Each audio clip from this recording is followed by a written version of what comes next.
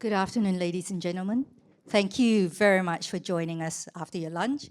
I hope you have filled your tummies, and this is actually a very interesting panel. We have Martin. He has a VCFM entity, venture capital fund management entity. We have Wee Meng, who's been involved in the family office arena and has collaborations with an LFMC fund management company in Singapore. And we have Harley from Australia, fellow countryman, who has been in the ECM equity fund management space for decades and decades, and now he's also in the alternative space. So I'll let them introduce you a little bit more as we ask questions of our panelists.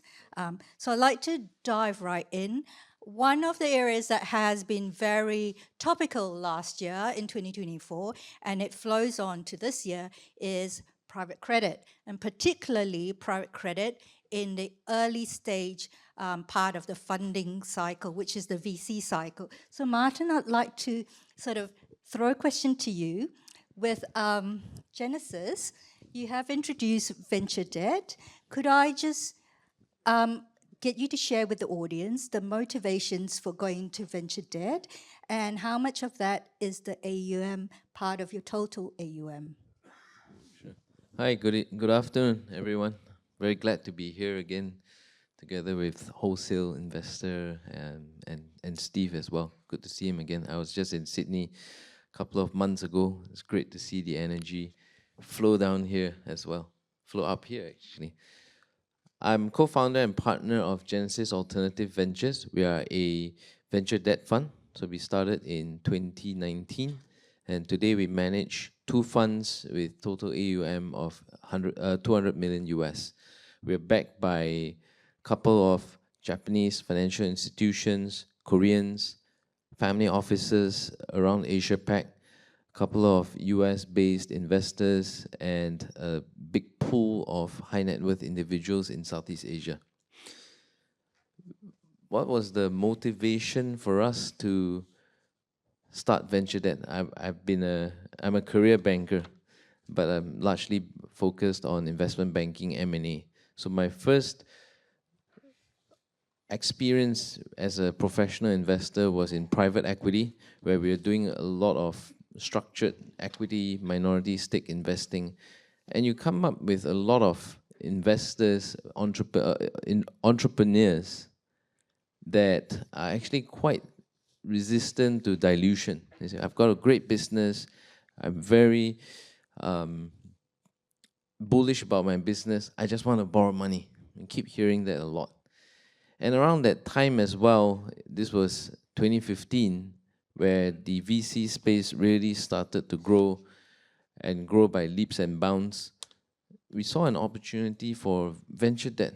A lot of the founders as well as the VC investors realized also that you can't be diluting crazy amounts, 15-20% of equity with each round. And a lot of startups in Southeast Asia, they actually have a lot of working capital needs, CAPEX, which are much, much better served with slightly cheaper debt. So that really is the genesis of Genesis. And we've gone through this, we've been doing this since 2015. I've been in venture debt since 2015.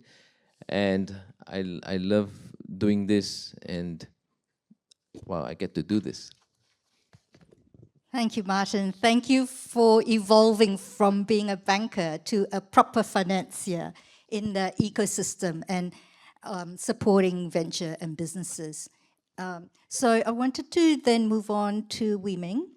So this talks about also the private markets capital or private markets availability of funds. We've been seeing a lot of flows of capital from the private market space, from different segments of the private market space, demographically and sectorally. Would you like to share with us a little bit about the recent trends you've seen in the flows demographically? And also, what are the key highlights that you'd like to share that you see where the new generational investors are looking to invest and how they are different from us OGs. Right. Hi, good afternoon, everyone. It's great to be here, and thanks, Wholesale Investors, for inviting me back here again. I've been a long-time friend of Wholesale Investor. I've seen them grown, year by year, and there's lots of friends. The ecosystem is vibrant, and I'm glad that we are building one very good ecosystem here in Southeast Asia.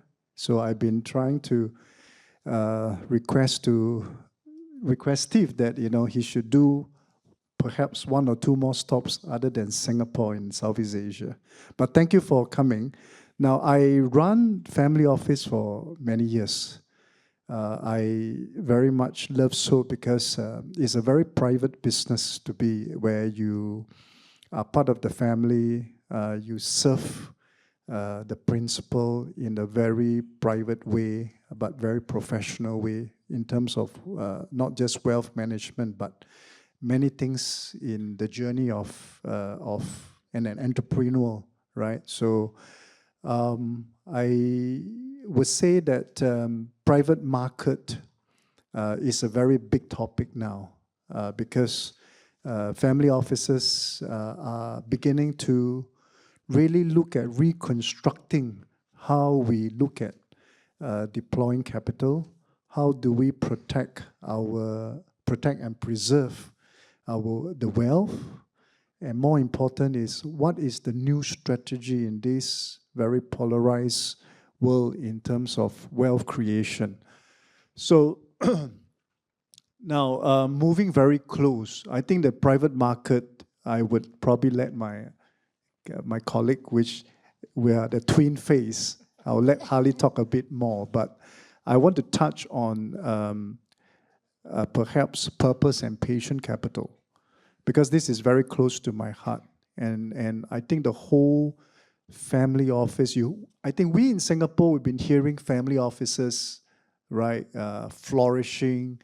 We have seen the good and the bad and the ugly stories of family office, right? So it's a very diverse sector. But again, I want to bring that back to our core purpose of our presence as family office, is to really build purpose and patient capital. Now, what does it mean to all of us here, especially if most of you are here in the venture sector?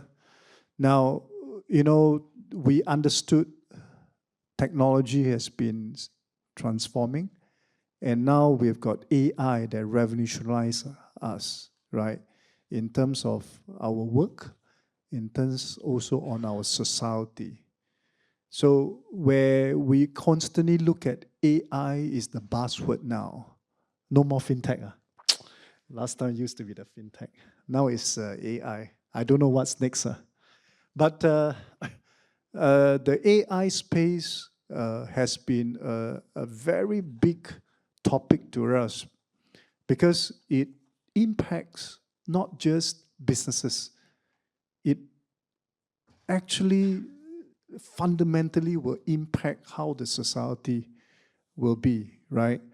So as a patient capital provider, we have been learning, outreaching to the world, right? Not just to look at investing, but how to look at this as an element that would be the call of our wealth preservation, making sure that our current business, our portfolio businesses will not be heavily displaced or disrupted, and for which that we are trying to play a defensive role. We need to create the new evolution of investment that can then help to protect our business, right?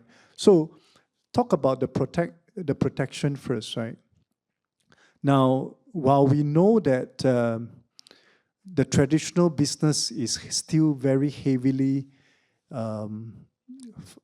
funded in Southeast Asia, heavily funded, right? We still have all these businesses, very traditionally funded. But now people are stepping up to look at how not just digitization, but adopting AI to look at some functional part of their business or in the industry. So, well, we are in Southeast Asia, and it's so diverse. We've got Singapore here, and we've got Myanmar. Vietnam is so emerging. So depending what business and where you are. Now, I'll just take a step back because I'm recently been very busy with Indonesia, and we know that Indonesia is a huge, massive market. So while Indonesian business is still very traditional, right? The regulators are building up ways to create new capability, draw upon FDI to create new functions in schools to train those occupations to be more adaptable to digital and AI. So we are seeing this, and that's why we play as a patient capital. We are now suddenly being centered around investing in education. And I think this is a right thing because, education is to create talent management. And developing the talent, we think that this is the right time, whether we are Indonesia or you're Singapore.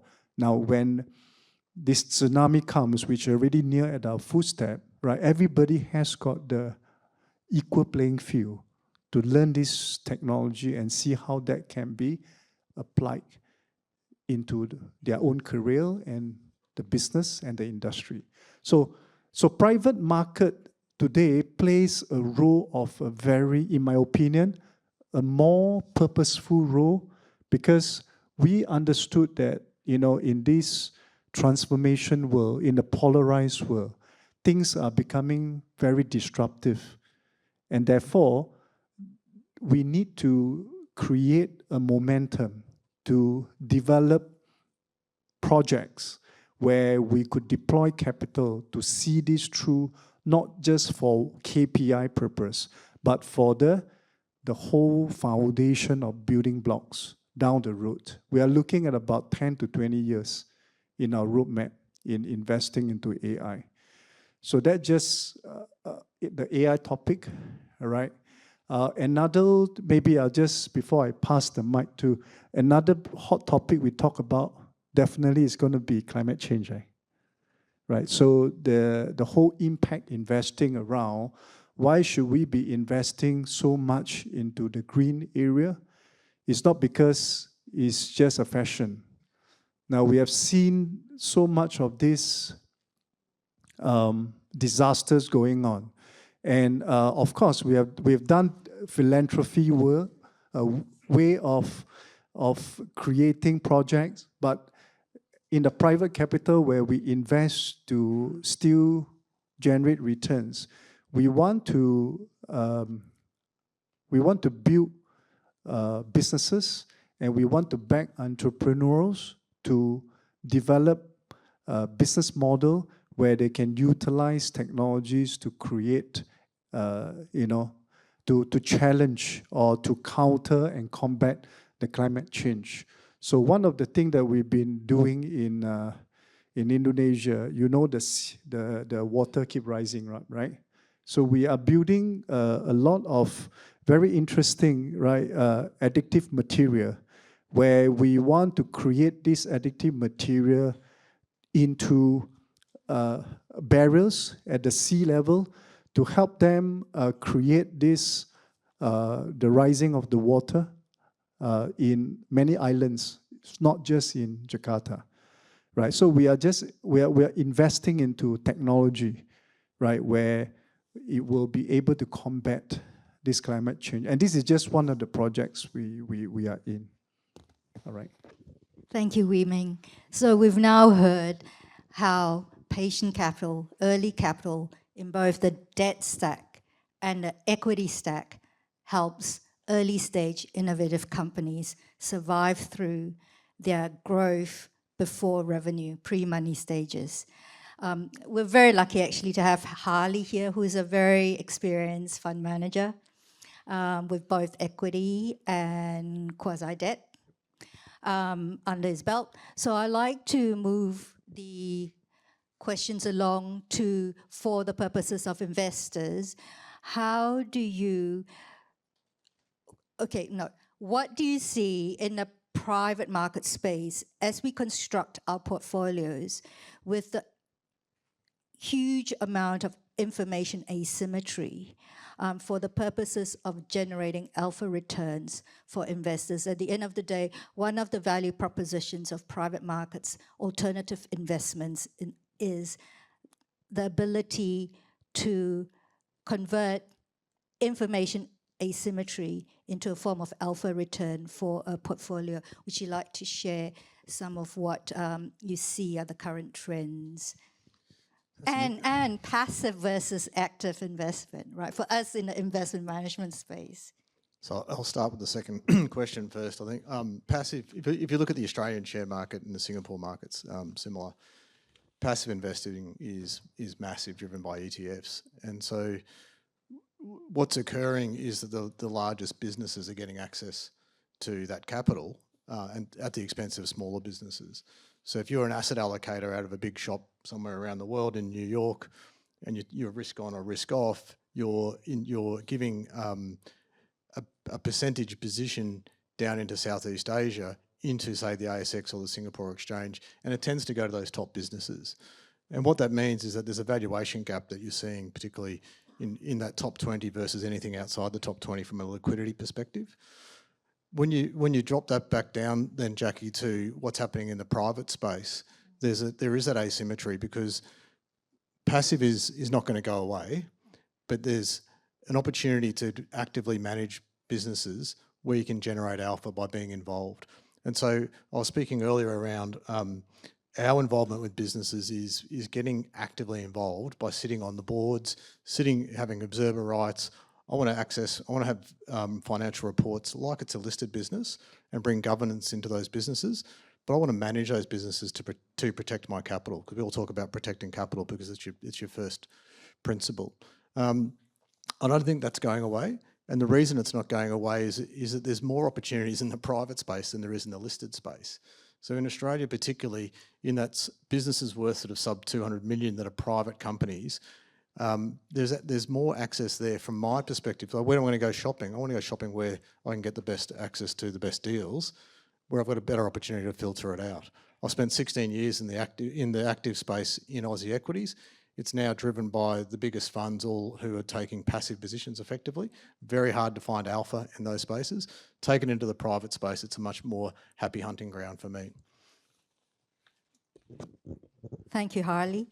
I might continue on that, and then we move backwards towards me. So having said that, then what sectors? So obviously, when one gets a seat on the board, one of the value propositions as a board director, board member, is to lend expertise in particular areas of the business so as to ensure the alpha is sustained. And in this case, provide also robust contingency options to the business to see around the corner. I would like to sort of speak more specifically about your current role at Prime Financial and LTOR in terms of what sectors do you look at to generate this alpha, and what sectors are you focusing on for your alternatives, and what geographies and what stage? So my happy hunting ground is in Australia, because it is my backyard. I think we've had opportunities around Southeast Asia and Europe and the rest of the world. And I think we've all been involved in businesses in this room today, and things go wrong all the time. And I can't imagine something going wrong in a business that I can't actually go and see really easily, where I don't have tort law at my expense like I do in Australia. And that's why Australia is quite a attractive place from an investment perspective, because of that tort law capability, besides the fact the Australian dollar's terribly, pathetically weak, the Aussie peso. We talk about areas that we like investing in. I want tailwinds in these businesses. And again, for that same reason as I spoke earlier, about businesses all hit cycles. And so if I've got a tailwind behind me, it means I can get through that cycle a lot easier. Sectors we particularly like are defence area. Infrastructure spend in Australia is a massive opportunity, both with the Olympics coming up in 2032, but also just in that social infrastructure space that I spoke about earlier as well. I love financial services. I've been in the financial services industry for 30 years. I understand this sector well. I'm happy to get involved at an equity and a debt level in that space. And we like energy transition. So there's a massive opportunity in Australia with businesses that are positioned at both things like solar panels and batteries, and how you actually take an opportunity to grow those businesses. And the opportunity exists because it's really hard to get access to capital in Australia. The Australian banking system, post a Royal Commission, basically made it really hard for businesses to get access to this capital. And unless you're a small business where you're prepared to put your house on the line, from a collateral perspective, you cannot get access to capital. And that's where our business probably sits in that role of actually coming in, and now we sit there as basically replacing the banks as an access to a debt facility. Does that answer that question? Yeah, it's very powerful to have balance sheet, especially if and when you're on the buy side as a substitute to the banks. Correct. Yeah, in the Aussie context especially. So, Wee Meng, I want to expand the question a little bit because of your expertise in technology and your focus on AI and climate. So, as we know, AI consumes a massive amount of energy. And so that kind of falls at tangent with the whole climate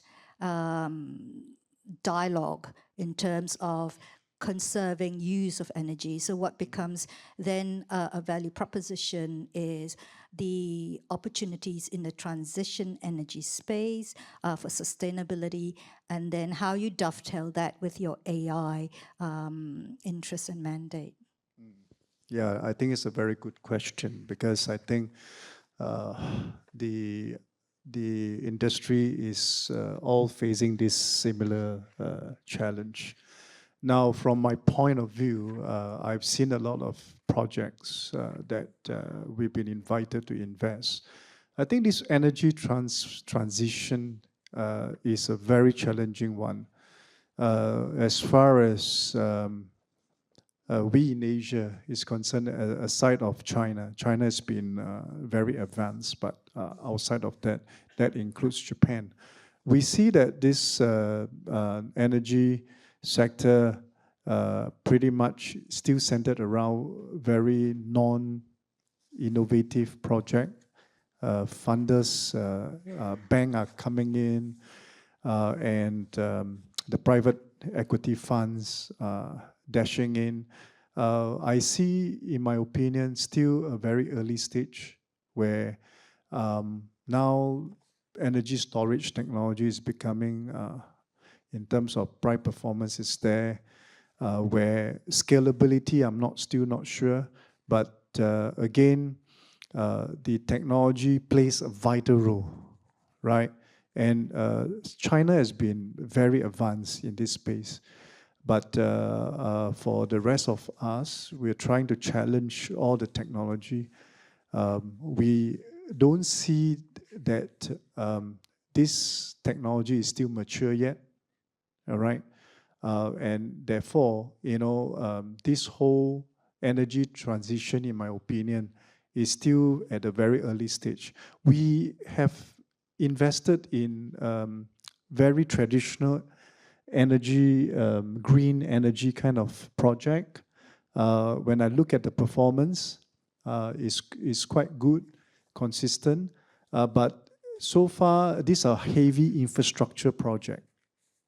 And this project is not very technology, not innovation-centric, but whereas very infrastructure.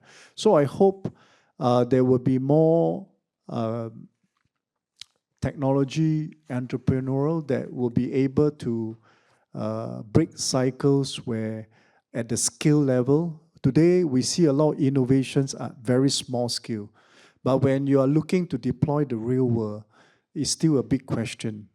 Right? So that's something that we are still not very sure. And back to how this energy transition impact the AI space, right? So obviously, You know, I was looking at last week, right? CoreWeave has got the IPO, right?